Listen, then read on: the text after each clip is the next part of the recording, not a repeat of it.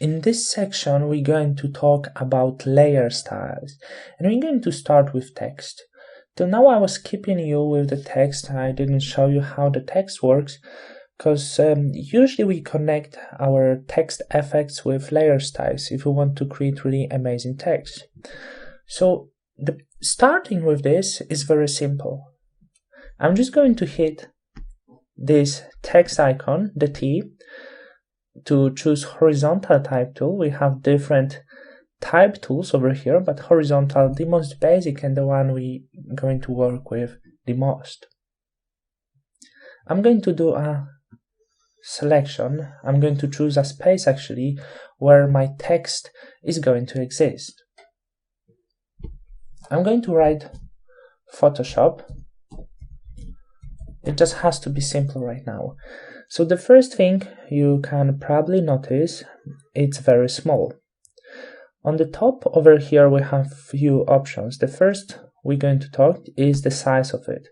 The size is up to 72. It's not really big, especially that, as you can see over here, it's not enough. But also we can write this by default, so I'm going to try how the 300 is going to work, and with the size 300 I'm already happy. Also, the other thing is our font type. We have a lot of font types by default, but also online on different websites you can find more fonts that you are looking for.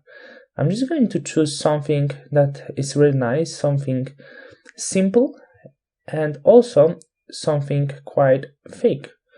I want to see how Arial going to work. Arial are usually very simple. Arial Black maybe. Unfortunately, the size is too big right now, so I'm going to make this smaller just for a second. And I'm going to choose the Arial Black, I think. Maybe some others. Let's have a look once again. It's not really important, but I want to just make this really suitable for your eyes. So let's stay with this, and right now I can pull up the size maybe to 250, something that will be suitable for the size of our project. Okay. After this, we can choose the type of it. We can choose bold, italic, bold, italic, black, etc. So this is pretty much how thick our font is going to be. I choose bold, as you can see, so it's pretty much regular. So the color of our type is white right now, but we can choose different color by hitting over here into our color space, and we can choose the color. Don't worry, the color can be changed every time in the future. I'm going to choose this soft bluish color at the moment. Hit OK. I choose this color just to not make this white. It's going to be, I think, a bit more, maybe not interesting, but more visible could be. So that's why I choose like that. Of course, you can set up the place for your text. However, I'm never using this, so I usually just finishing the work with the text, and then I can place the text everywhere I want in Photoshop. Then, if I just need to edit this once again, I hit T, hit somewhere on the text, select this, and edit this in any way I really want. Thinking about this blue color, if I should set up the strong blue or soft blue, or this one is very strong, so everything will be very clear for you. So okay, we made the text. I'm reading this if I didn't do any mistake. Okay, so how do we work with text? Because actually, as you can see, we didn't do that much, and that's the key that we are going to work with layer styles. You see, when you're going to hit right, the first thing we have to choose, we can choose, is blending options. So hit blending options, and we open something right now, and it's called layer styles. As you can see, the first will be blending options, bevel emboss, stroke, inner shadow, etc, etc. So let's start with the blending options, which is very basic for our layer styles, and that's the thing I really want to start with.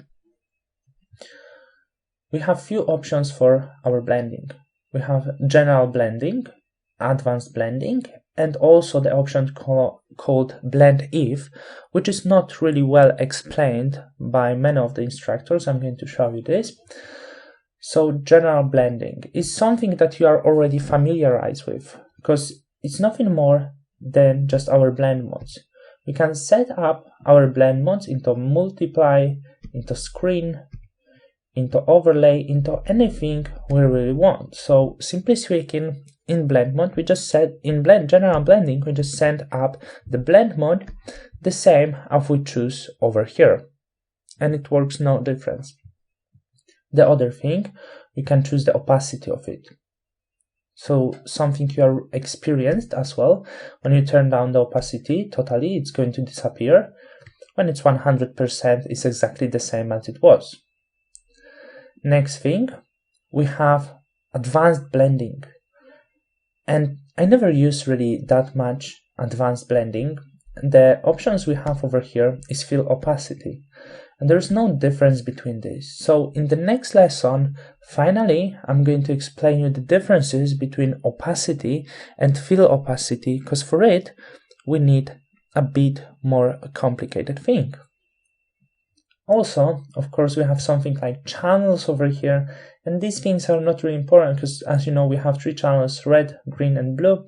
So when we turn off the red, it's going to mix only blue and green. When we're going to turn this off, it's going to have only blue channels. So by turning this off, manipulating, we get in different colors. But so this is not important because we choose the color we want, know what we want.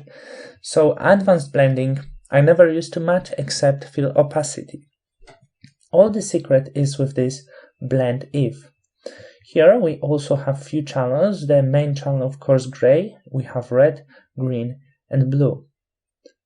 The most universal work is always in the gray channel. So how this blend if works? Gray is actually all of our channels, so that's why I'm going to work with this, because it's the most universal and every channel works on the same rule. We have this layer and underlying layer. This layer means we're going to work with this layer. Underlying layer means we're going to work with all of the layers that exist below this layer. We have 2 sliders, right, black one, and white on the right side. I'm sorry, black is on the left side, of course, and white on the right side, of course. I'm going with this to the left side, and it's going to disappear. Why it disappear? Let me explain you this.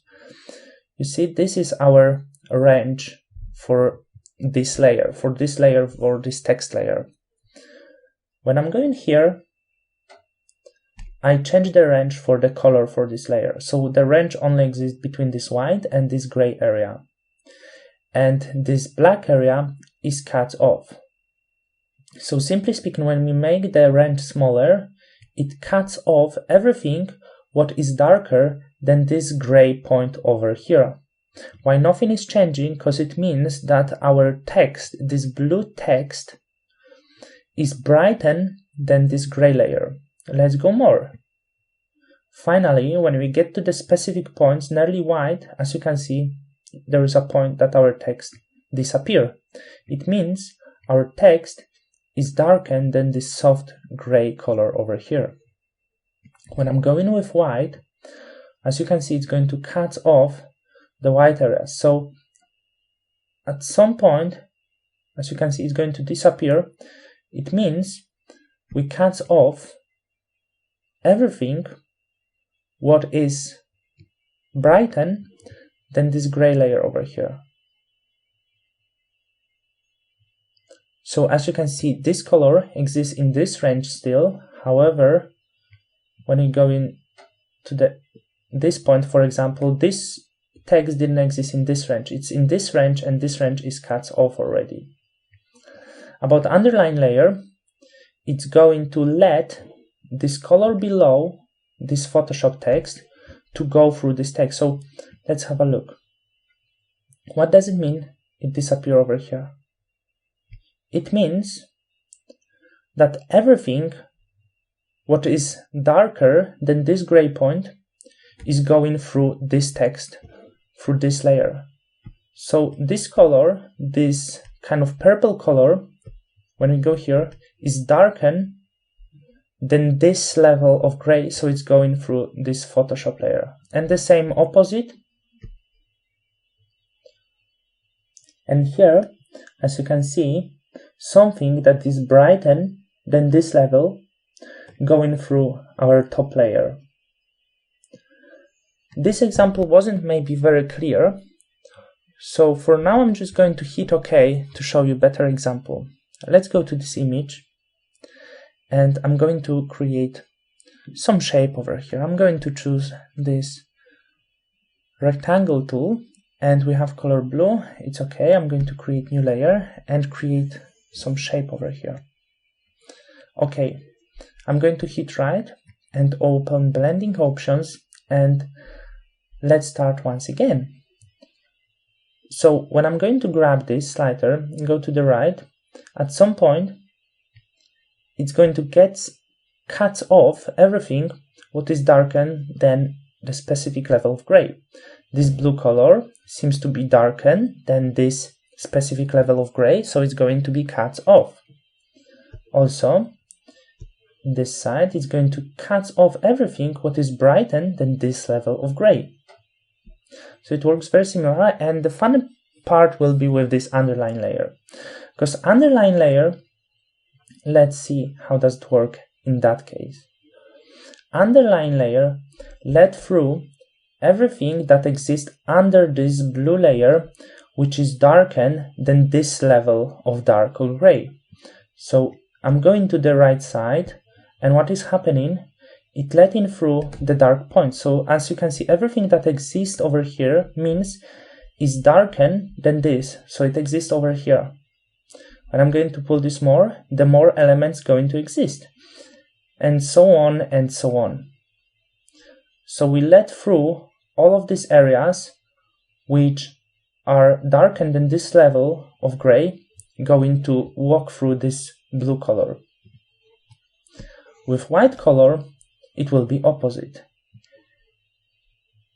Everything what is brighter than this level of white, than this level of gray, is going to show off. So as you can see, it's starting over here, not the black parts, but the white parts, and it starts like this. So right now, everything that is brighter than this level of gray is appearing over here. So I believe that was really good explanation right now with this color, and right now you will understand everything next what we're going to work with.